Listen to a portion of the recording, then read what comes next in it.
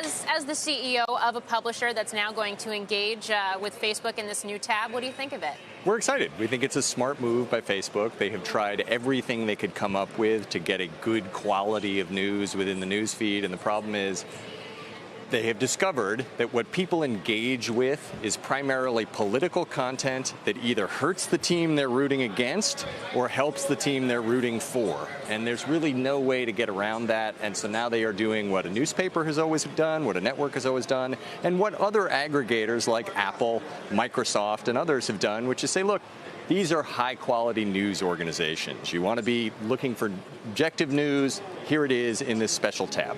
Some have complaints about that list. Of course, always, already. Everybody's going to fight, but Facebook's smart. They will keep their standards up, one would hope, and ultimately it'll settle out. We've seen Facebook engage with news or make attempts at news before. How is this different? Well, this is taking before what Facebook has done is basically said we're going to judge quality by engagement and interaction. And as I said before, it just skews wildly politically. And so now they're saying, no, we're going to judge the providers themselves, and we will put them all into this tab, and then we'll see ultimately what people like, and we'll probably get more of that. I'm sure they will have metrics around it. But effectively, it's just putting a fence around news and saying, look, we're not going to weight as heavily your particular engagement with the stories. Facebook has resisted this for quite a while, actually making a judgment about what is credible and what is not. And so I'm skeptical that they're really going to put their money where their mouth is here and promote this to sort of change the culture of the news feed. They sort of like to let a million flowers bloom instead of saying, no, we're going to have a garden, we're going to put the vegetables here, we're going to put the flowers there, and we're going to promote the vegetables. You think they're going to promote the vegetables? I think the tab will be there if nobody goes to it. Are they going to point people to it? Are they going to do for news what they did for Marketplace? Are they going to use algorithms to promote what they judge to be credible? Over time in the feed, if they've invested a lot in the tab, which they have, I assume they will want to alert Facebook folks to it. And but people do consume news.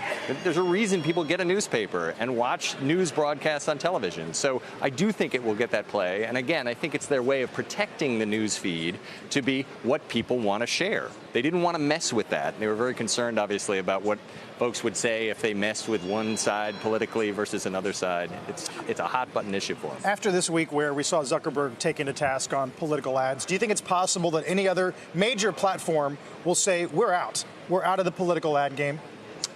I think that in politics, I do think on the news side, just to come back to that, there are companies that have found a great solution to this problem. They include Apple, Microsoft with MSN News and others, where they've said, look, we are going to have a spectrum of publications on the political spectrum, and they all have to meet certain levels and so forth.